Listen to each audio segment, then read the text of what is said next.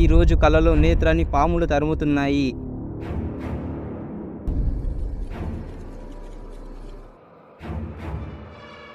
నేత్ర నాగబంధనంలోకి వెళ్ళిపోయింది. డే 6 ఆదివారం ఉదయం. నిన్న చెప్పిన స్వామిని మళ్ళీ వెళ్ళి కలుస్తారు.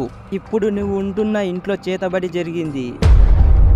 నువ్వు వెళ్ళిన రోజు అందులోని ఒక బొమ్మని తాకి దాన్ని ఉసిగొలిపావు. అది ఇప్పుడు నీ ప్రాణం కోరుతుంది.